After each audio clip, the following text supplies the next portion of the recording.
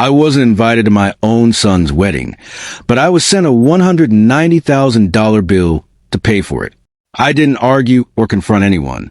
I made one calm decision instead. Within days, payments stopped, vendors panicked, and plans began to collapse. By the time my son realized what was happening, it was already too late. Before I take you back to how it all started, let me ask one small thing. Stay with me, share where you're listening from, and make sure you're subscribed so these stories reach people who need them more than they realize. My name is Leonard Hale. I'm 73 years old, retired, and until recently I believed I had done my job as a father well enough to earn respect in my later years.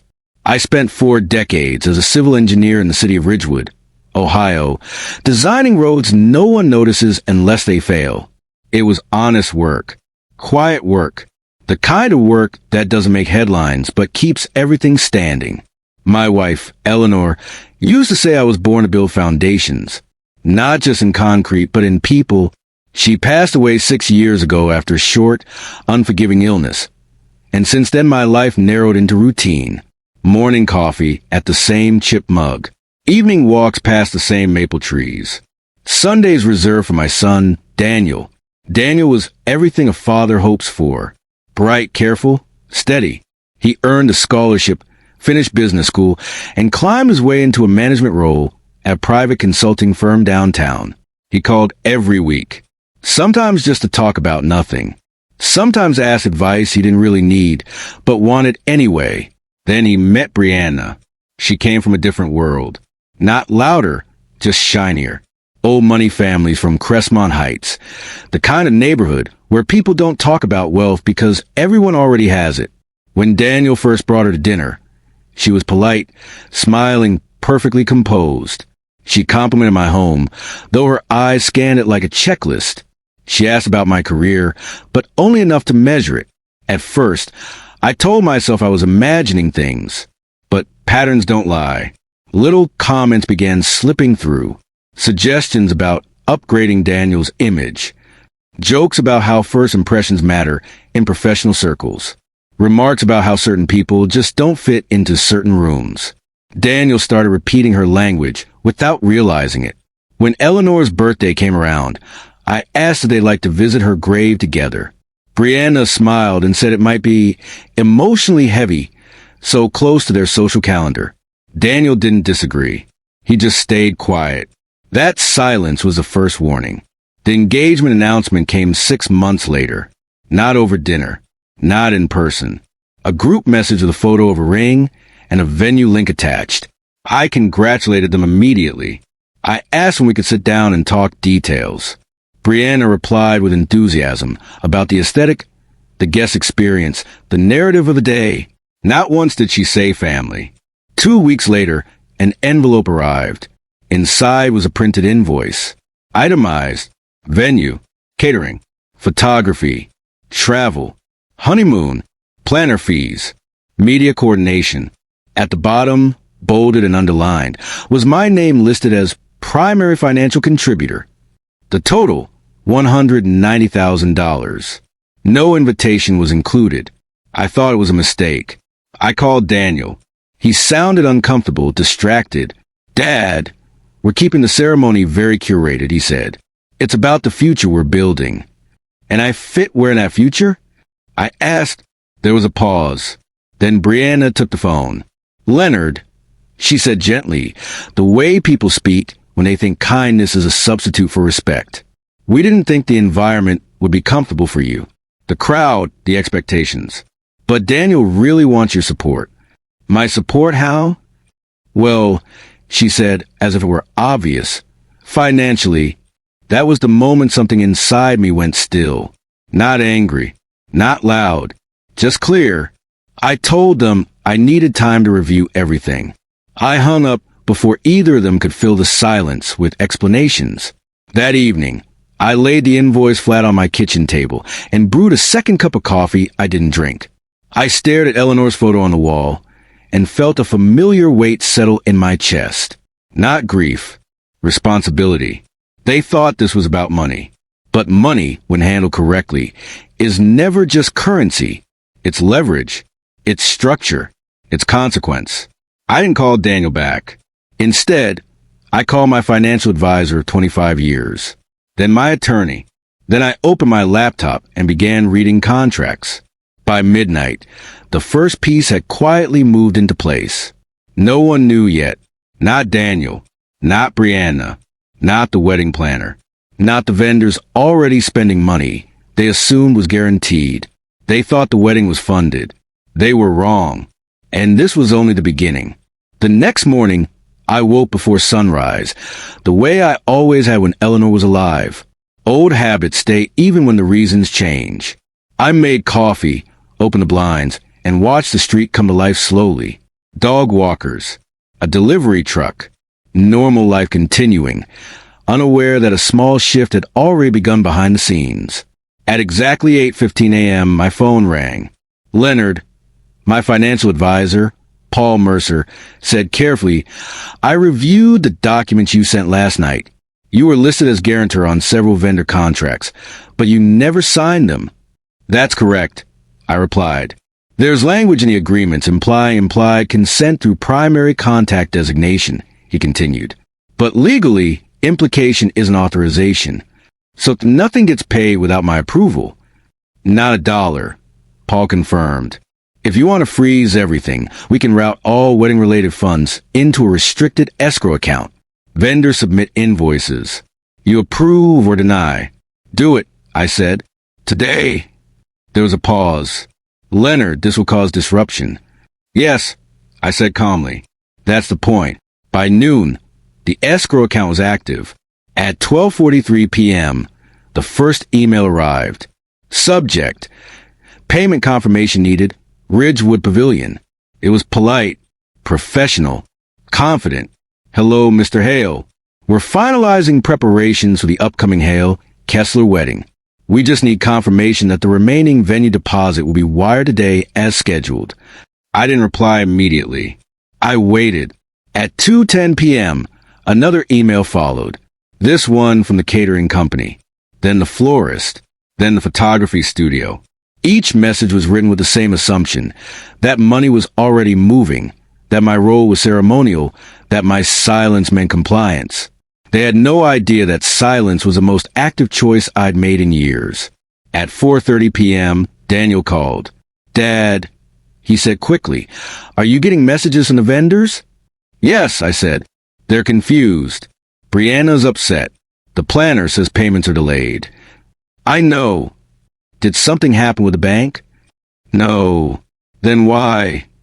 "Daniel," I interrupted, not raising my voice, "we need to talk in person." There was another pause. Shorter this time. Nervous. "Brianna's parents are coming into town," he said. "This isn't a good time." "There will never be a good time," I replied. "Come tonight." They arrived just after 7. Daniel looked tired. Not physically, emotionally. Brianna, on the other hand, looked composed but sharp, like someone who had rehearsed indignation in the mirror. She didn't sit down. "We need clarity," she said immediately. "The wedding planner says funds are being withheld." "They're not being withheld," I said. "They're being reviewed." "Reviewed?" She laughed once, short and humorless. "Leonard, this isn't a construction project. Vendors need assurance." "And I need respect," I replied. Daniel shifted uncomfortably. "Dad, why are you doing this now?" "Because now is when it matters." Brianna crossed her arms. "You're punishing us because we made decisions you don't like. I'm responding to decisions that included my money but excluded my presence." "That's unfair," Daniel said. "Is it?" I asked. "You sent me a bill for a wedding I'm not invited to." Brianna stepped forward. "This day is about our future, not the past. We can't build forward while dragging old identities with us." I looked at her carefully then. Really looked. "Old identities," I repeated. "You mean me?" She didn't deny it. "You don't fit the image we're presenting," she said quietly. "An image matters." I nodded once. "Then you won't need my money." The room went still. Daniel's voice cracked slightly. "Dad, please. This isn't about money." "It became about money the moment you sent me an invoice." Brianna exhaled sharply. You're putting us in an impossible position. No, I said. I'm removing myself from a position I was placed into without consent. She turned to Daniel. Say something. He didn't. That silence. The same silence from Eleanor's birthday, from the funeral, from every moment he chose comfort over truth, told me everything. I slid a folder across the table. Inside were copies of the escrow terms. From this moment on, I said, I will only fund necessities. Food, basic venue access, safety, no promotional packages, no media coordination, no experience enhancements. Brianna flipped through the pages, her expression tightening. This gets the wedding, she said. It simplifies it, I replied. Daniel finally spoke. What if we refuse? Then you fund it yourselves. Brianna's voice rose. You can't do this. I already did. She stared at me, seeing not an old man, but a wall she couldn't decorate or climb. That night, after they left, my phone didn't stop ringing. The planner, the venue coordinator, a florist who suddenly wanted to reconfirm expectations. I answered none of them. I slept better than I had in months. By morning, the pressure shifted. Vendors began calling Daniel directly. By afternoon, Brianna's parents were involved. By evening, the first cancellation warning appeared. And for the first time since Eleanor died, I felt something settle into place. Not satisfaction. Alignment. Because systems, whether families or finances, always reveal their truth when the flow is interrupted. And the flow had just changed direction. By the third day, the calls stopped pretending everything was fine. The wedding planner left 3 voicemails before noon. The venue followed with a carefully worded email about contractual timelines. The photographer's tone shifted from friendly to clipped. Everyone had realized the same thing at the same time. The money they assumed was guaranteed was suddenly conditional. Daniel showed up alone that evening. No Brianna. No speeches prepared. Just him. He sat across from me at the kitchen table, the same place where Eleanor used to sort mail and remind him to drink water when he visited. He didn't look angry anymore. He looked scared. Her parents are furious, he said quietly. I nodded. I expected that. They think you're trying to embarrass them. I'm not responsible for how other people feel when they lose control. He rubbed his hands together. The venue wants 40% of the remaining balance by Friday, or they'll release the date. That's standard, I said. High-demand locations don't wait. Daniel swallowed. Brianna says if we lose the venue, it'll damage her family's reputation. And what about yours? I asked. He didn't answer. I stood and poured us both coffee. When I handed him the mug, our fingers brushed, and for a moment, I saw the boy he used to be. The one who used to look at me for answers instead of validation. Daniel, I said gently, do you know how much debt you're carrying right now? He hesitated. Too long. I know the wedding's expensive, he said carefully, but it's an investment. Brianna keeps saying it opens doors. Doors to what? To people. Opportunities. Opportunities don't come from pretending. I replied. They come from competence. He stared into his cup. She says I think too small. I felt something tighten in my chest. Does she say that often? Yes. And how does that make you feel? He let out a breath that sounded like he'd been holding it for months. Like I'm constantly behind. Like I need to catch up. To whom? Everyone. That night, after Daniel left, I made another call. Not to a lawyer. Not to my advisor. To someone I hadn't spoken to in years. Marcus Feld. Marcus had been Daniel's roommate in college, a photographer who never chased luxury contracts, the kind of man who shot weddings for couples who cared more about vows and visuals. He answered on the second ring. Leonard Hale, he said warmly. I was wondering when I'd hear from you. I need information, I said. Quiet information. I figured, Marcus replied. I've seen this before. What do you know? Brianna's planner isn't just coordinating a wedding, he said. She's coordinating a launch. A launch? Lifestyle branding. Social positioning. The wedding's being pitched as a society moment. Photos licensed. Article seeded. There's a publicist involved. I close my eyes. How deep does it go? Deep enough that the photographer they hired isn't just shooting memories. He's producing content. And Daniel knows? Marcus paused. I don't think so. The next morning, Daniel called before breakfast. Dad, he said, voice tight, did you know there's a publicist involved? I didn't answer immediately.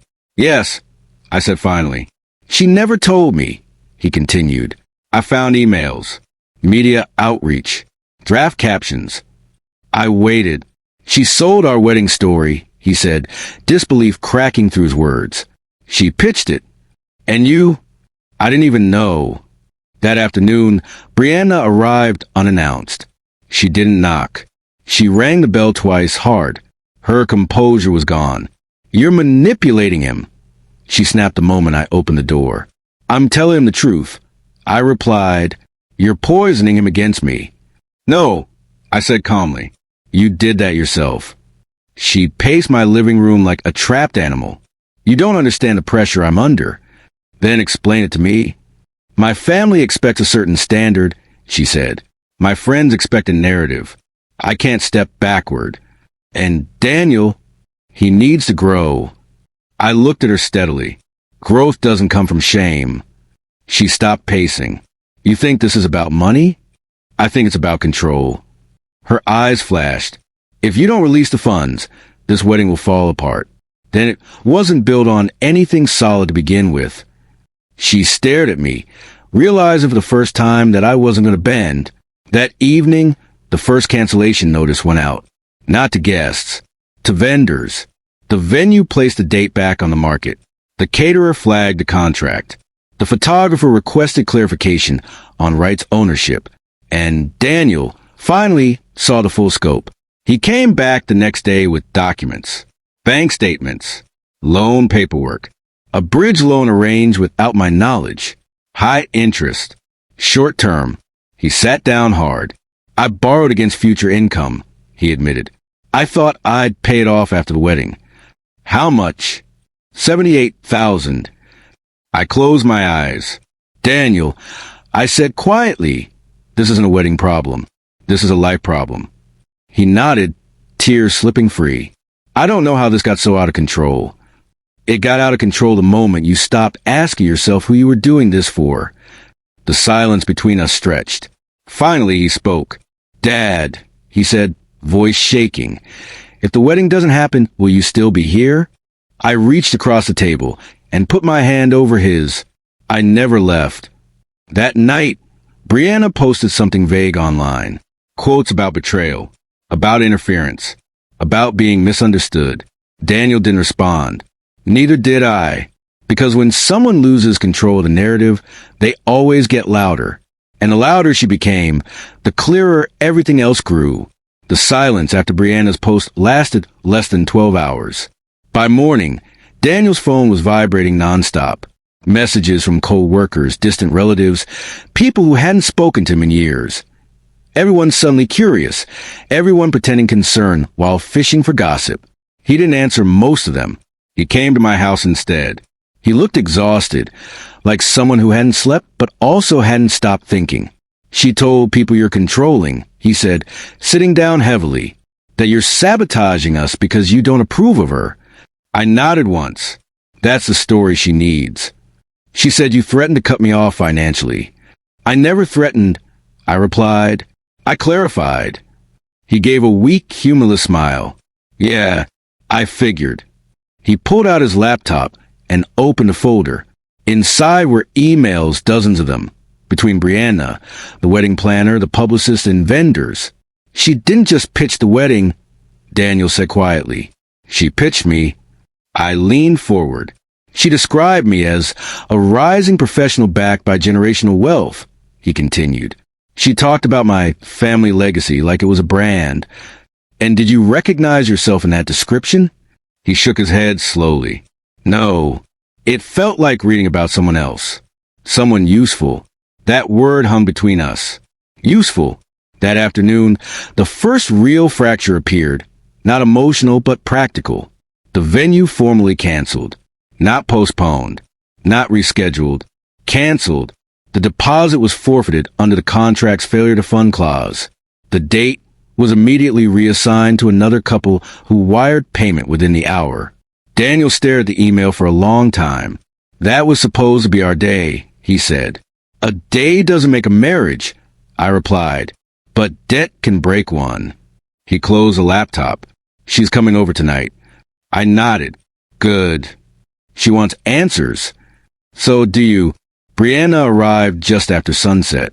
She didn't cry this time. She didn't shout either.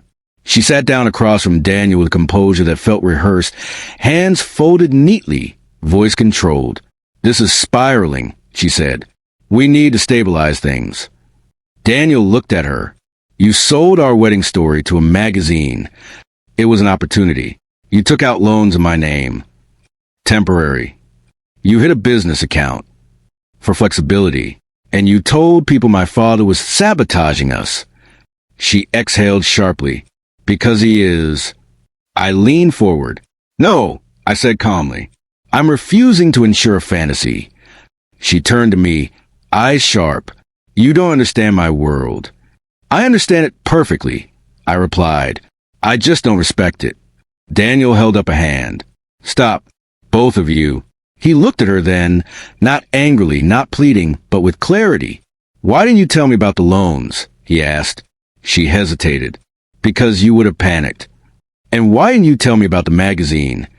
Because you would have overthought it. And the business account? She said nothing. Daniel stood.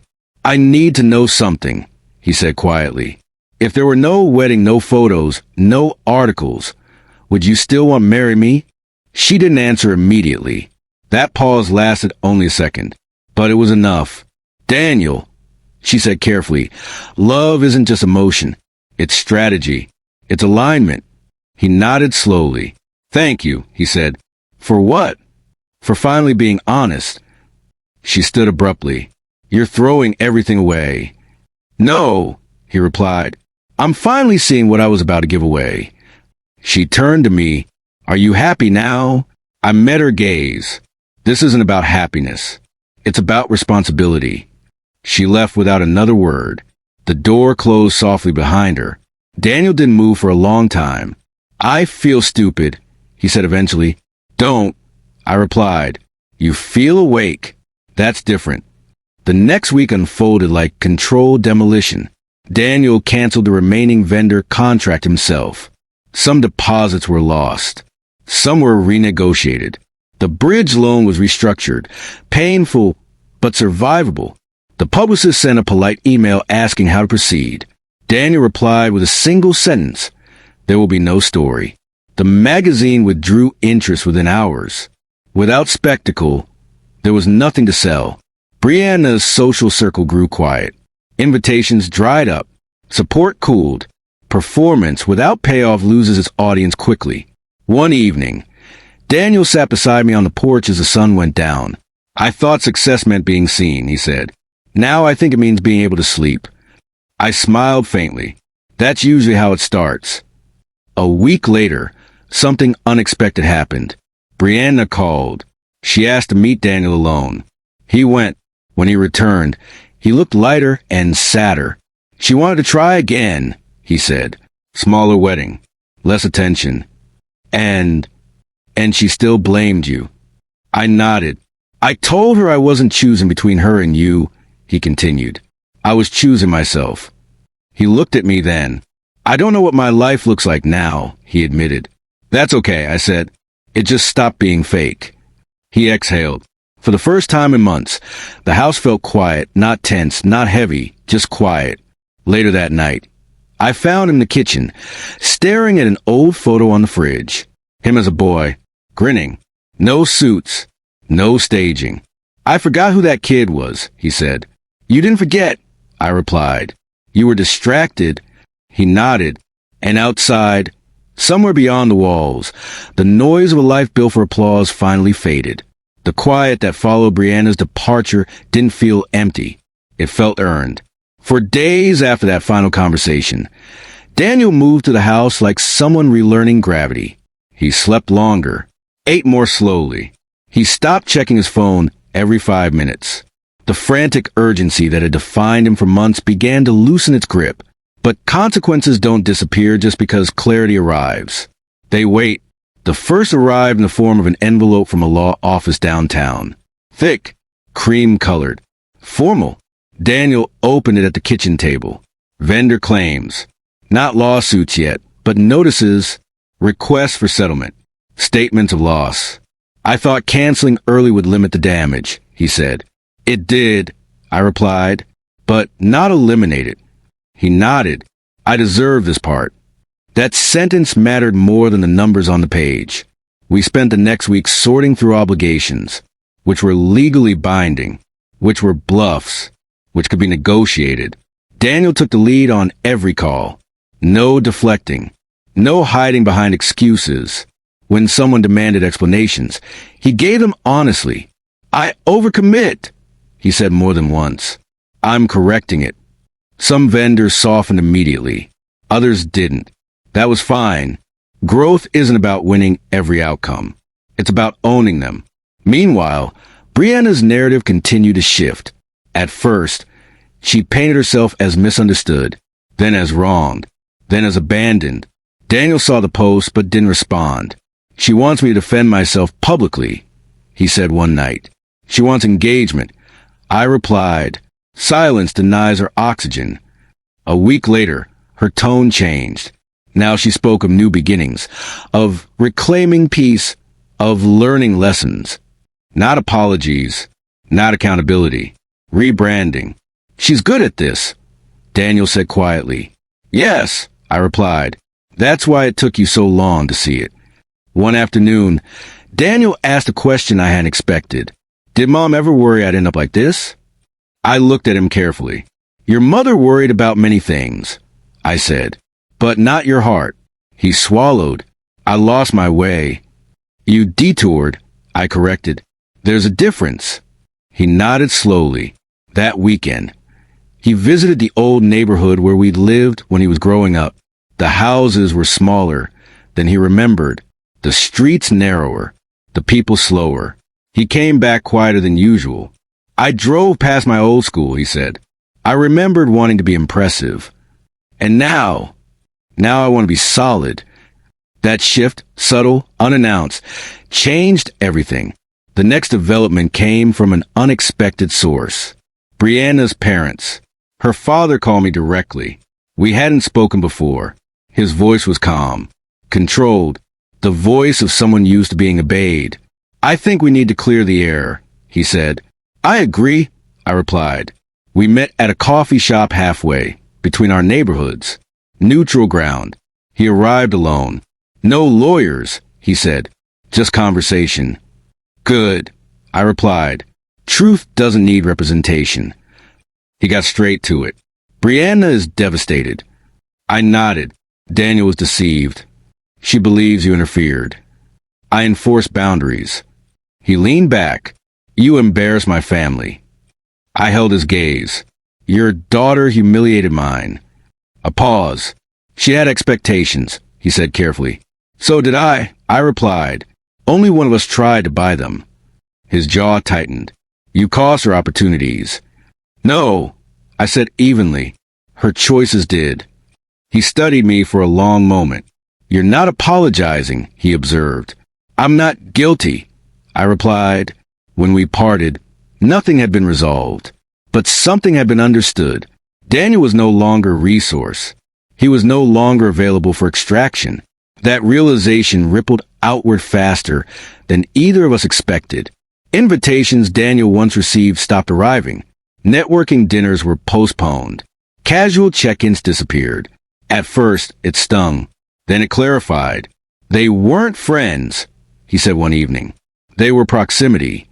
Yes, I replied. You stopped being useful. He smiled faintly. I think that's a compliment now. Another week passed. The debt plan finalized. Painful but manageable. Daniel downsized his apartment. Sold the car Brianna had insisted on. Simplified his life with an almost ritual precision. Each removal felt like reclaiming space. Then, one night, he said something that made me pause. I'm grateful you didn't rescue me. I looked at him. You could have paid, he continued. You could have saved me from embarrassment. Yes, but then I would have stayed blind. I nodded. That's the thing people don't understand, he said.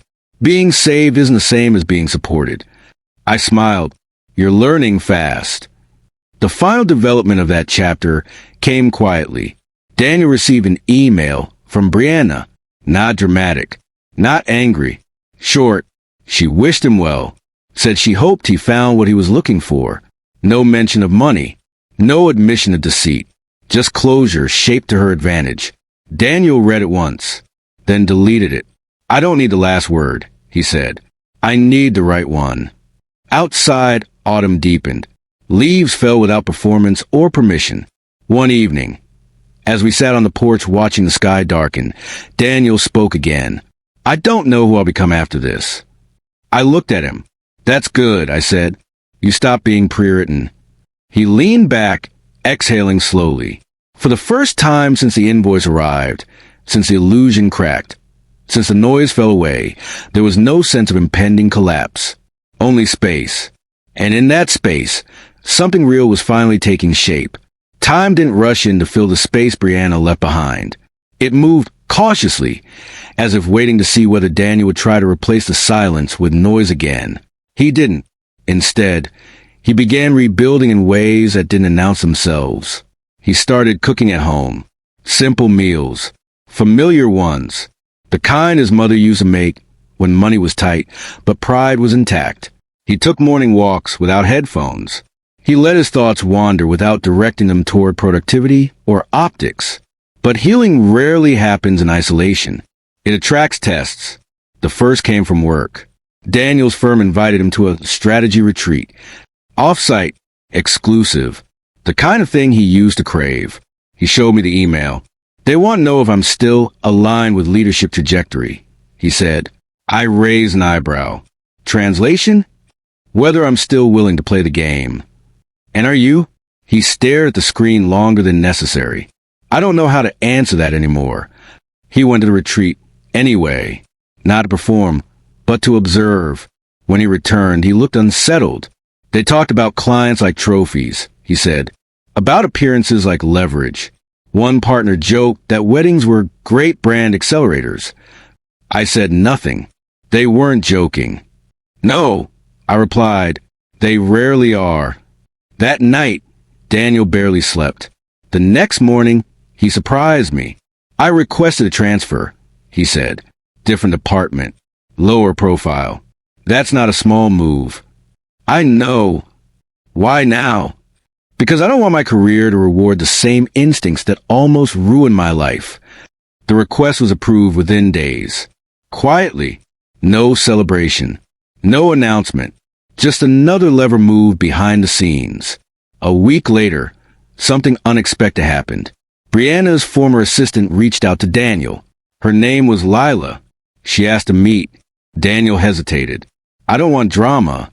She didn't ask for money, I said. She asked for coffee. They met at a cafe near the river. When Daniel came home, his face was pale. She knew, he said. Knew what? Everything. He sat down slowly. She helped manage Brianna's calendar. Her emails, vendor communications. She saw the business account statements. I leaned forward. She said Brianna planned to delay the wedding announcement just long enough to secure brand partnerships, sponsored content, affiliate deals. She had timelines, actual spreadsheets for monetizing the marriage. Daniel laughed once. Not humor. Shock. She never intended to stop at the wedding. No, I said quietly. She intended to scale. There's more, he continued. Lila, said Brianna, expected me to leave my firm within a year. She'd already drafted a joint brand narrative for when I transitioned into consulting under her platform. I closed my eyes briefly. She told people you'd back it, Daniel added, at least initially. That sentence landed heavier than all the others. She assumed, I said. Yes, he replied. She assumed access was permanent. Daniel stared at the table. I wasn't a partner, he said slowly. I was an asset. The realization didn't break him. It hardened something, in the right way. A week later, Brianna's image began to crack publicly, not dramatically. Subtly, a post removed, a caption edited, a collaboration quietly dissolved. People who had praised her authenticity stopped engaging. Performance requires belief. Once belief wavers, the illusion decays quickly.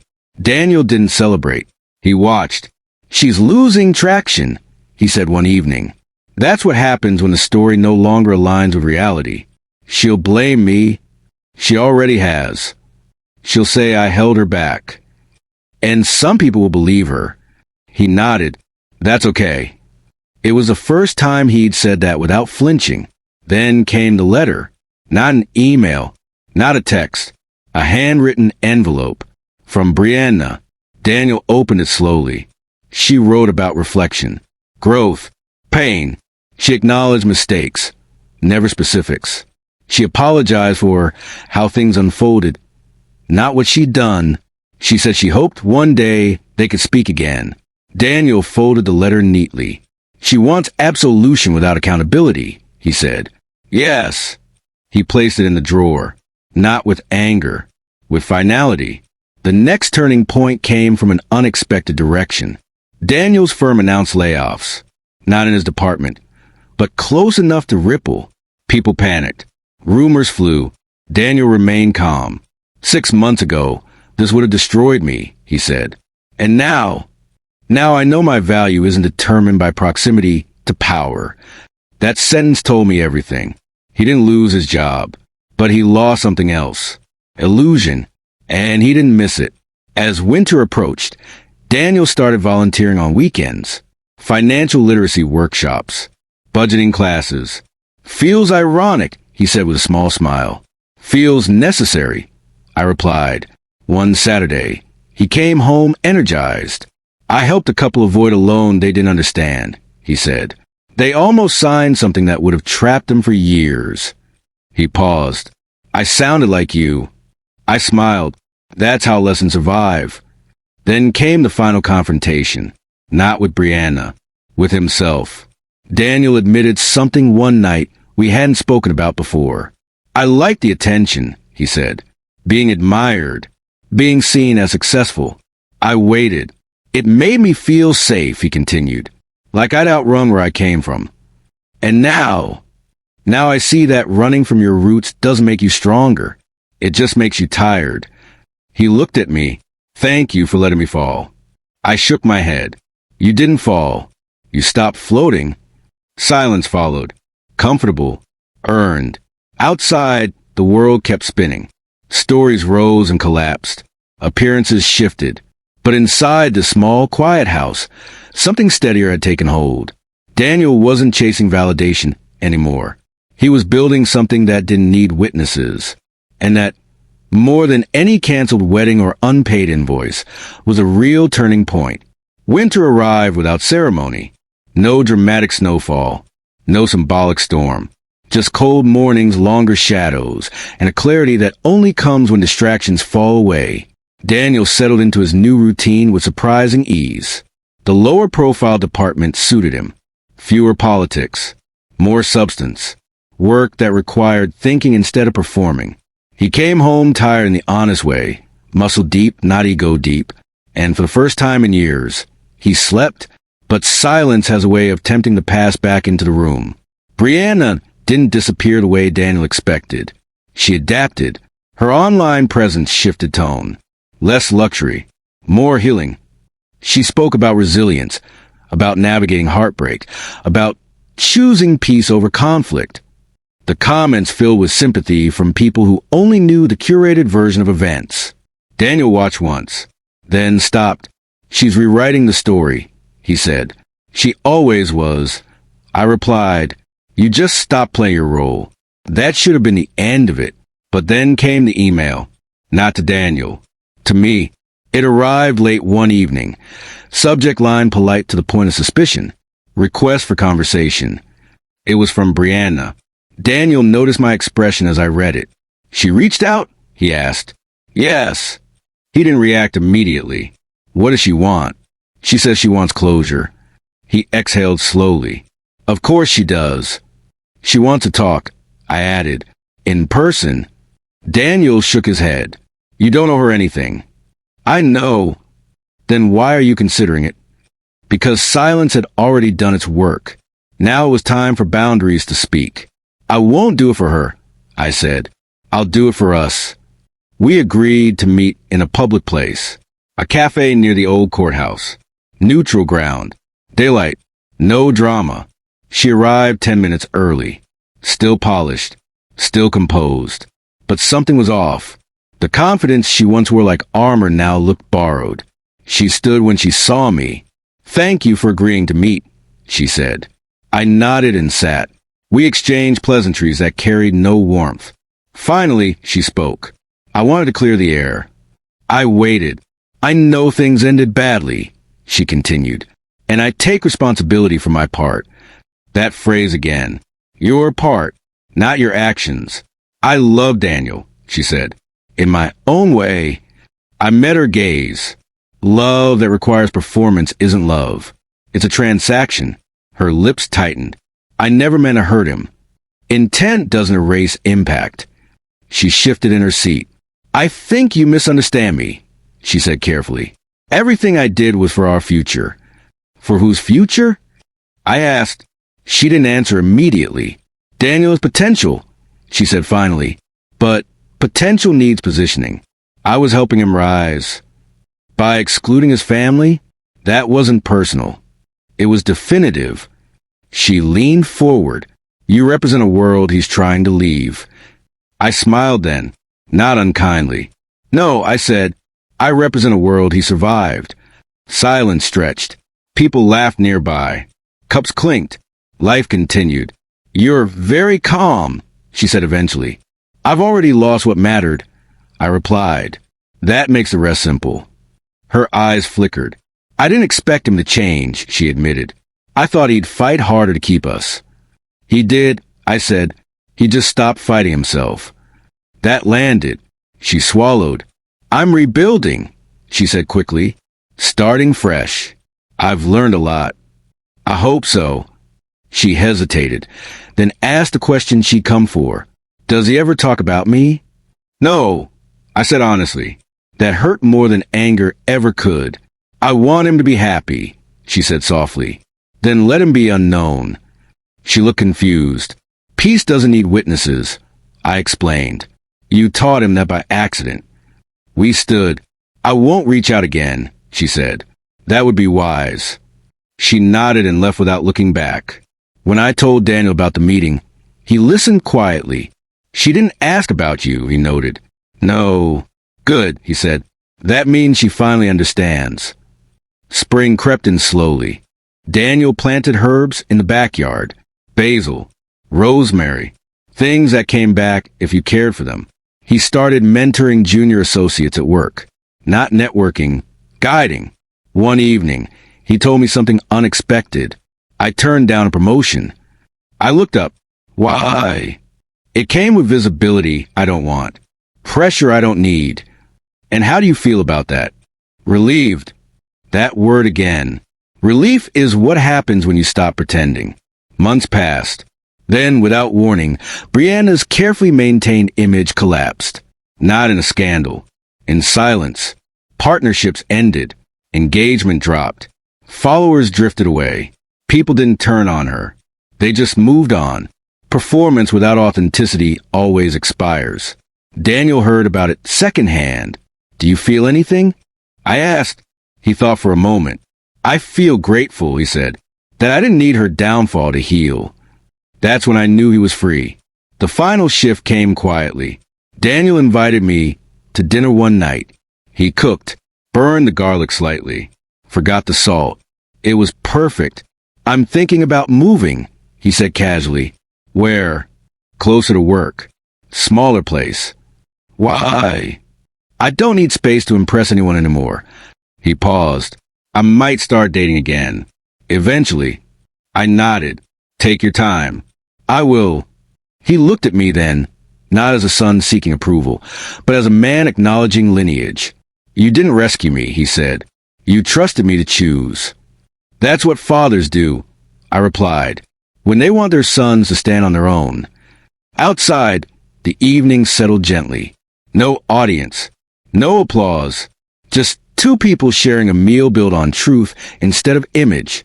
And somewhere in that quiet, the lessons settle fully. You don't win by proving others wrong. You win by becoming someone who no longer needs to be right. Time does something curious once the noise fades. It stops rushing. Daniel's life no longer moved in dramatic arcs. There were no confrontations, no speeches, no declarations. Just decisions stacking quietly on top of each other, forming something solid enough to stand on. He moved into a smaller apartment near the river. Not the kind that photographed well, but the kind that felt honest. Brick walls, wide windows, a kitchen that smelled like coffee instead of ambition. He bought second-hand furniture, fixed a crooked cabinet himself, learned that satisfaction doesn't announce itself. It hums softly in the background. We spoke less often, not because of distance, but because independence doesn't require constant reassurance. When we did talk, it was easy. How's work? Good. Hard. Real. How's the apartment? Messy. Mine. That was enough. The first unexpected moment came in early summer. Daniel called me on a Tuesday afternoon. "Do you have a minute?" he asked. "Always. There's something I need to tell you, before you hear it from someone else." I sat down. "Go on." Brianna filed a civil complaint. The words didn't hit with force. They landed flat, like something already resolved internally. "For what?" I asked. "Defamation, emotional distress, financial interference." I exhaled slowly. "Against you?" "Against both of us." I felt no panic, only curiosity. "And how do you feel?" "Prepared." She hadn't filed it because she believed she'd win. She filed it because losing quietly is harder than losing loudly. The complaint was thin, vague language, emotional framing, no concrete damages, a story shaped to suggest victimhood rather than harm. Her attorney contacted Daniel's firm. Daniel forwarded everything to his own counsel, a woman named Evelyn Carter, mid-40s, sharp, calm, unimpressed by theatrics. "This isn't a case," Evelyn said during the first call. "It's a narrative attempt." "Then why file it?" Daniel asked. "To regain leverage, to force engagement, to make silence expensive." Daniel glanced at me. "She's too late," he said. "Silence already paid its dues." The legal process unfolded slowly. Motions filed, responses submitted, timelines stretched. Brianna posted vague messages online. Standing up for myself. Truth always finds a light. Some people fear accountability. Daniel blocked her everywhere, not out of anger, out of disinterest. That's what unsettles manipulators most. The realization that their presence no longer shapes the room. Then came discovery. And discovery doesn't care about narratives. It cares about records. Emails surfaced. Messages. Contracts. Payment histories. Her consulting firm unraveled under scrutiny. Expenses misclassified. Income sources unclear. Promotional partnerships undisclosed. Nothing criminal, but nothing clean. The complaint stalled. Her attorney pushed for mediation. Evelyn declined. "We're not negotiating peace," she said. "We're establishing truth." Weeks later, the complaint was withdrawn. No apology, no explanation. Just gone. Brianna posted one final message. "Some battles aren't worth the cost." And then her accounts went quiet. Not deleted. Abandoned. Daniel didn't celebrate. He didn't even mention it until days later.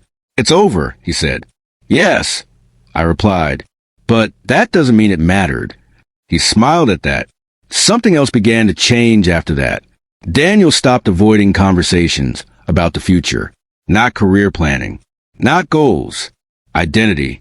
"I think I confused becoming impressive with becoming complete," he said one evening as we walked along the river. "That's a common mistake," I replied, "especially when you're taught to earn worth." He nodded. "I don't want to earn it anymore." That was when he told me about Mara. She wasn't a dramatic entrance into his life. She worked at a nonprofit Daniel consulted for occasionally. Operations director. Practical. direct, no online presence worth mentioning. They'd started having coffee after meetings. Nothing rushed. She asked me where I grew up. Daniel said, not where I went to school, not what firm I worked for. And I told her the truth. Small house. You, Mom, public schools. And she asked what my favorite dinner growing up was. I smiled. She's dangerous, I said. She doesn't care who I look like, Daniel replied. Only who I am when no one's watching. That's how you know. They took things slowly. No announcements. No labels. Just time. And time is the one thing performative people never have enough of. That summer, Daniel invited me to meet her. No ceremony. Just dinner at his apartment. She arrived with a bottle of wine and asked where to put it. Then she asked if I wanted help chopping vegetables. No one had asked me that in years. We talked about work, about books, about nothing important. At one point, she asked how Daniel had changed after his engagement ended. I watched him answer honestly. I learned the difference between admiration and acceptance, he said. She nodded. Acceptance is quieter. Yes, he said, but it lasts. When she left, Daniel asked me what I thought. I think, I said carefully, that she sees you clearly. He exhaled. That's terrifying. Good, I replied. That means it's real. Fall arrived gently. Daniel's firm offered him another promotion. This one less visible, more influential. He accepted, not because it impressed anyone, because it fit. Mara moved in slowly. A drawer at first, then a shelf, then a toothbrush. No announcement, just presence. One evening, Daniel said something that stopped me cold. I used to think leaving someone meant failure. And now I think staying when you're disappearing is the real failure. That was the final piece settling into place. The story didn't end with applause. It ended with alignment. Daniel didn't win a battle. He exited a war he never needed to fight. And Brianna? She didn't lose everything.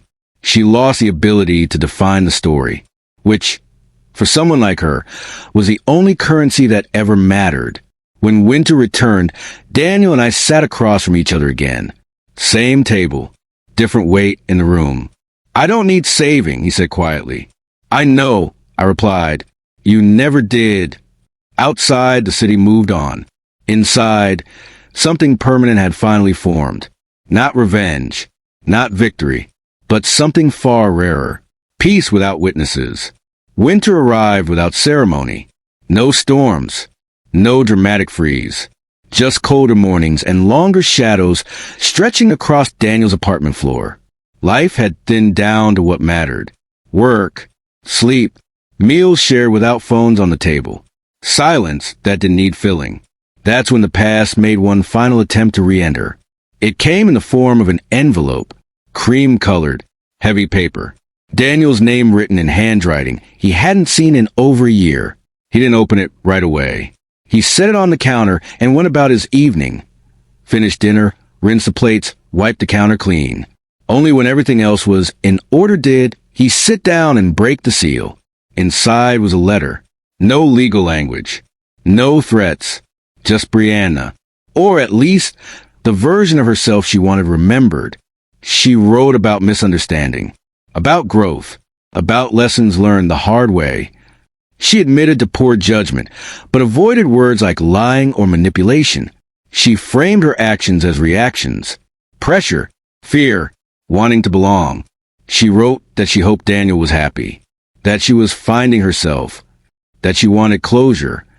Daniel folded the letter once, then twice, and placed it back in the envelope. He didn't respond, not because he was angry, because closure isn't something you give to the person who caused a wound. It's something you build for yourself when the wound no longer defines you. He told me about the letter the next day. What do you think? He asked. I think, I said slowly, that she's still trying to control the ending. Daniel nodded. That's what it felt like. And I don't owe her an ending. That was it. The letter went into a box with old tax documents and instruction manuals. Forgotten without ceremony. Time passed. Not dramatically. Productively. Daniel's work stabilized. His reputation grew quietly. Not as the man who survived something, but as the man who delivered results without needing credit. Mara stayed. Not because she needed him, because she chose him. They argued sometimes. About small things. Dishes. Schedules. Whose turn it was to pick dinner. But never about identity. Never about shame. Never about worth. One night, months later, Daniel came home late. I was visiting for the weekend. He stood in the doorway longer than usual. "I did something today," he said. "What kind of something?" I asked. The kind that would have terrified me before. I waited. I turned down a partnership track that required relocating. The money was good, the prestige better. And I realized I don't want a life that only looks successful from the outside. I smiled. "That realization used to cost you," I said. "Now it's free." He sat down across from me. "I don't want to disappear again," he said. "Not for anyone." "You won't," I replied, "because now you know what disappearing feels like." Spring returned. With it came invitations Daniel once would have accepted without thinking. Galas, networking events, industry retreats. He declined most of them, not out of resentment, out of clarity. One afternoon, he received a message from someone unexpected, a former colleague of Brianna's. The message was brief. "I don't know if you remember me. We worked with Brianna years ago. I just want to say, you weren't crazy. She did the same thing to others. You got out early." Daniel stared at the message for a long time. Then he closed the app. Some truths don't require acknowledgement to be true. That summer, Daniel proposed to Mara, not publicly, not performatively. On a quiet morning, over coffee, with no witnesses except sunlight on the kitchen floor. She said yes without hesitation. They didn't rush to plan a wedding. They talked about what kind of life they wanted instead. One built on shared mornings, on evenings without exhaustion masquerading as success. They decided on something small, honest. I stood beside Daniel the day they married. No photographers angling for status shots. No curated guest list. No speeches meant for applause. Just vows spoken clearly. "I choose you as you are," Mara said, "not who you could become." Daniel's voice didn't shake. "I choose to stay," he replied, "even when leaving would be easier." I felt something then. Not pride. Relief. Because I knew my son wasn't trading himself for approval anymore. After the ceremony, as guests drifted away, Daniel pulled me aside. "I need to tell you something," he said. "Yes." "I used to think you were too hard on me, that you didn't understand ambition. And now I realize you were protecting something I didn't know how to protect yet." I didn't answer right away. Parents rarely get apologies that arrive with understanding. "I was never against your ambition," I said quietly. "Only the price you were paying for it." He nodded. That was enough. Years passed, not empty ones, full ones. Daniel and Mara built routines, traditions, a life that didn't need defending. Brianna faded into memory. Occasionally her name surfaced. Through mutual connections, whispered updates. New cities, new projects, new reinventions. None of it mattered. The last time I heard anything concrete was through a passing comment at a conference dinner. "She's very good at starting over," someone said. I didn't respond. Some people are experts at beginnings because they never stay long enough to face endings. One evening, long after everything had settled, Daniel asked me something unexpected. "Do you think I should forgive her?" I considered the question carefully. "Forgiveness isn't forgetting," I said, "and it isn't reconciliation. So what is it?" "It's releasing the hope that the past could have been different." He thought about that. "I don't hope anymore," he said. "Then you already have," I replied. We sat in silence after that. The good kind, the earned kind. If there's a lesson buried in all this, it isn't about villains or heroes. It's about recognizing when love starts costing you pieces of yourself and choosing to stop paying. It's about understanding that not all betrayals arrive with cruelty. Some arrive dressed as opportunity. And it's about knowing that walking away isn't weakness when staying would mean erasing who you are. Daniel didn't get revenge. He got alignment. He didn't win. He became whole. And that kind of ending doesn't need witnesses. It simply lasts. If my story stayed with you, let it be a reminder that choosing self-respect can feel lonely at first, but always leads you home. Share where you're listening from.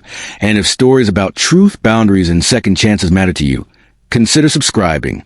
Some lessons deserve to be heard more than once.